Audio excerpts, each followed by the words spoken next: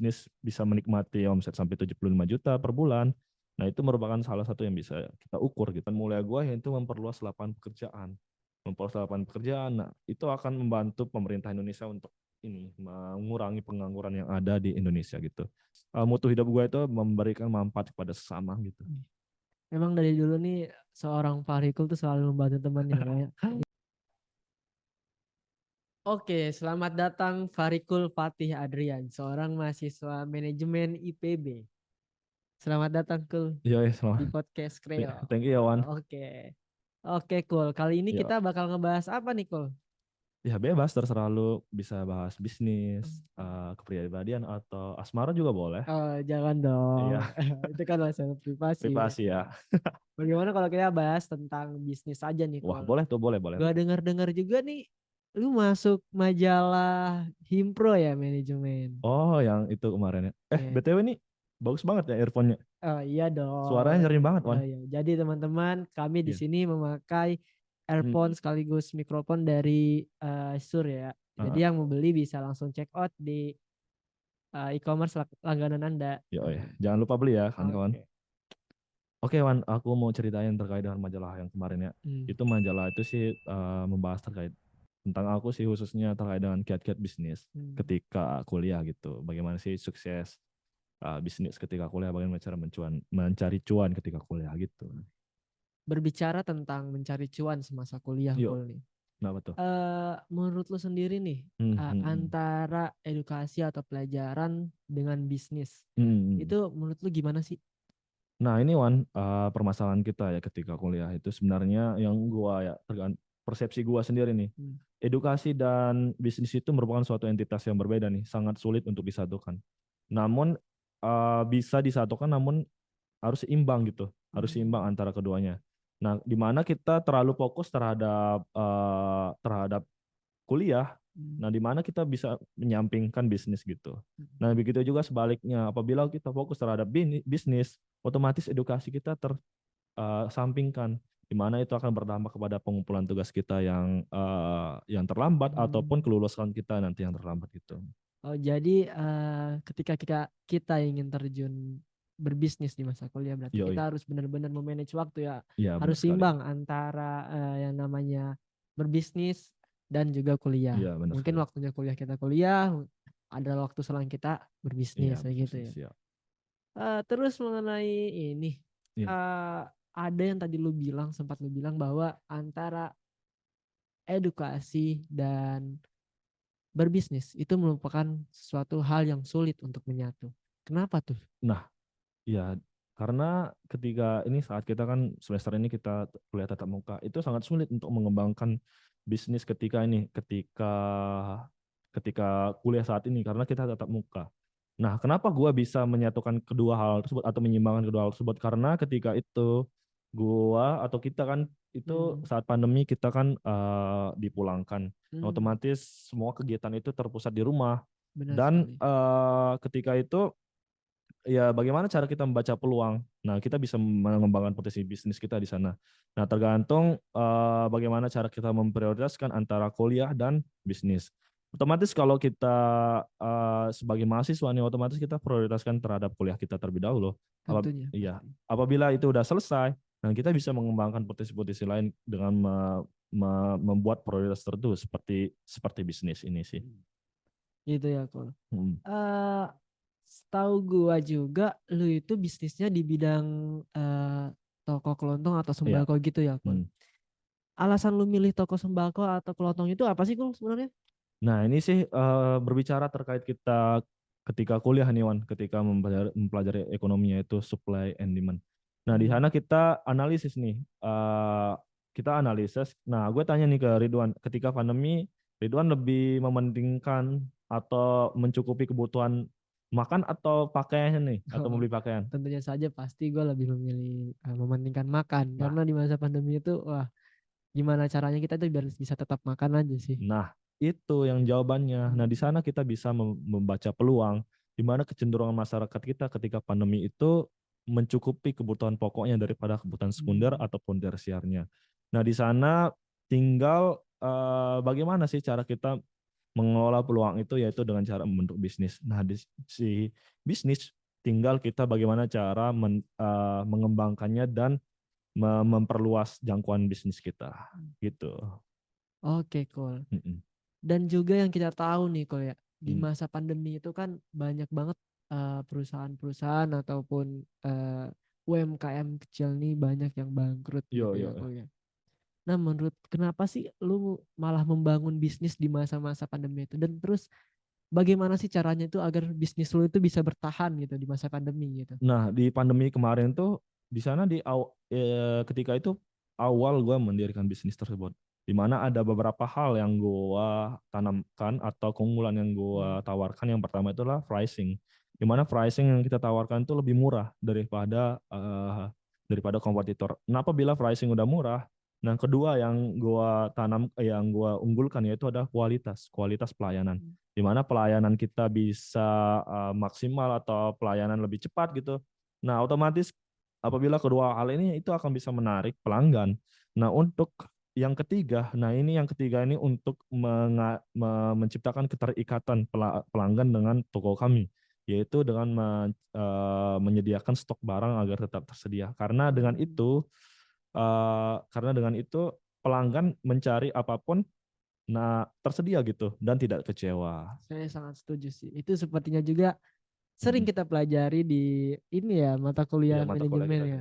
ya. Bagaimana cara menarik atau mempertahankan loyalitas pelanggan Loyalitas ya. pelanggan benar Salah sekali. satunya itu dengan cara pelayanannya, Iya, entah itu perbedaan dari diferensi iya harganya, benar sekali. gitu kan, ketersediaan produknya juga.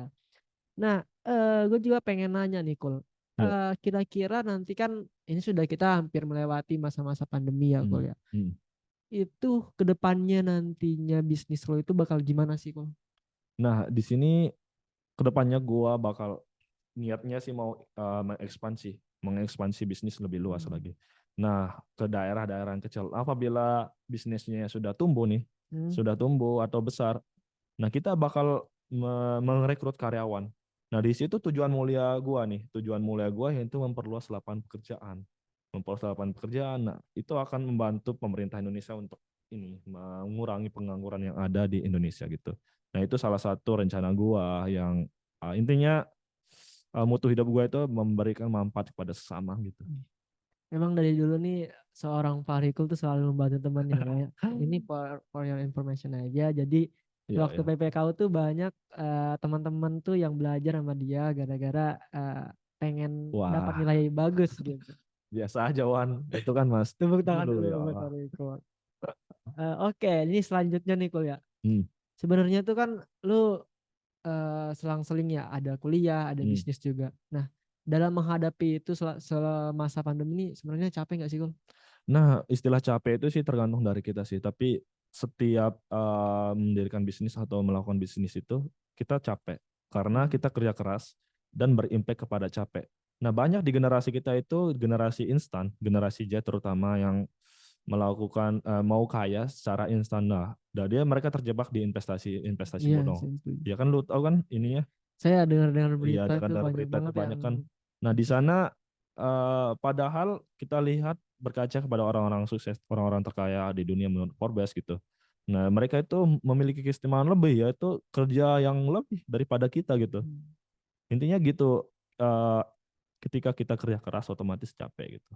jadi teman-teman bahwa yang mau kaya instan itu nggak ada ya. Jadi Yo, harus ya nggak ada, kerja keras nggak ada, nggak dulu. ada. Oke, selanjutnya nih Kol. Yo, Gue penasaran juga nih Kol. Itu kan merupakan toko kelontong ya. yo. Itu pastinya memerlukan modal yang Hmm, cukup besar ya. Dari mulai membeli bahan baku, hmm. membangun sebuah toko ataupun menyewanya itu ya. Benar sekali. Nah, itu tuh Hmm. modalnya tuh lu dapat dari mana sih? Dan bagaimana misalnya lu dapat dari orang tua, bagaimana lu cara ngeyakininnya itu ke orang tua? Oke, terkait dengan modal ya. Hmm. Modal kita tidak munafik semua usaha itu memiliki modal gitu, tapi tergantung persepsi masing-masing. Hmm. Nah, di sana sih ketika itu tergantung modalnya berasal dari mana. Kita bisa berasal dari tabungan atau bisa dari orang tua Ya. atau privilege dari orang tua. Nah, itu gue tidak munafik modalnya itu berasal dari orang tua sekitar 50 jutaan. Namun di sana kita bagaimana sih cara mengembangkannya? Bagaimana cara meyakinkannya? Kita kasih tahu bahwa ini loh dampaknya ke depannya, ini loh yang dapat kita hasilkan ke depannya. Dan kita juga menceritakan pengalaman-pengalaman kita yang sudah ini, yang dimana orang tua juga menilai kejujuran kita intinya. Oh, pastinya. Iya pastinya. Nah di sana apabila kita sudah ini kasih tahu, meyakinkan mereka, mereka pasti mengasih gitu. Dan buktinya sekarang kita bisnis bisa menikmati omset sampai 75 juta per bulan. Nah, itu merupakan salah satu yang bisa kita ukur gitu. Jadi lu saat ini udah berhasil ya ngeyakinin orang tua lu bahwa lu ini bisa gitu ngembangin Iya, uang lu iya, tuh iya. bisa gitu. Alhamdulillah bisa.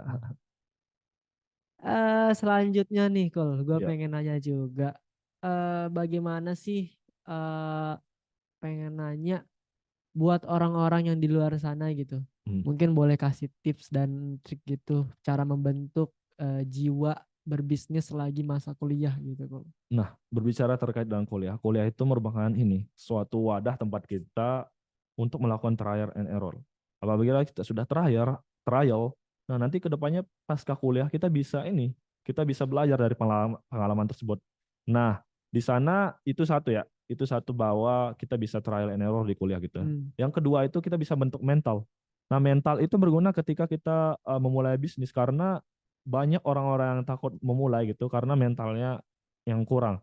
Nah, mental itu kita bisa asah dari hal-hal yang kecil, pengalaman-pengalaman kecil ketika danus di kelas. Ya, Nah, itu benar. merupakan salah satu pengalaman yang kecil yang bisa melatih mental kita.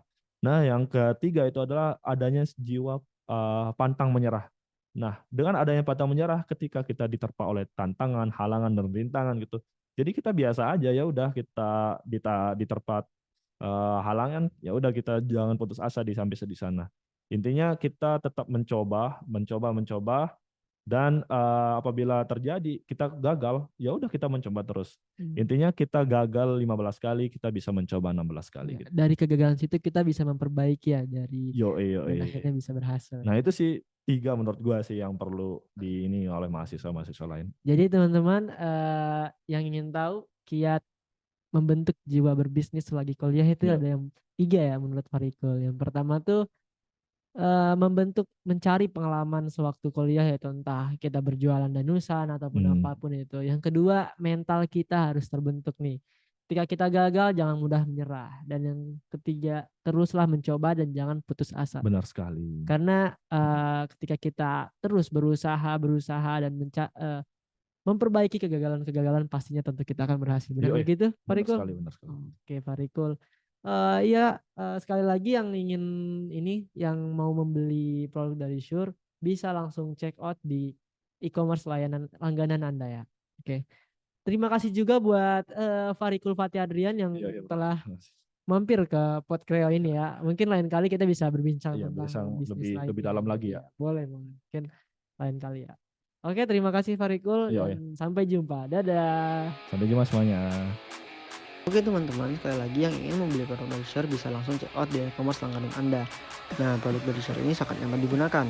Ketika memakai headphone dari Shure, dapat meredam suara bising dari luar, sehingga dapat melancarkan podcast kali ini. Selain juga mikrofon dari Shure ini menghasilkan suara yang jelas, sehingga mudah didengar oleh lawan bicara. Sampai bertemu di podcast selanjutnya.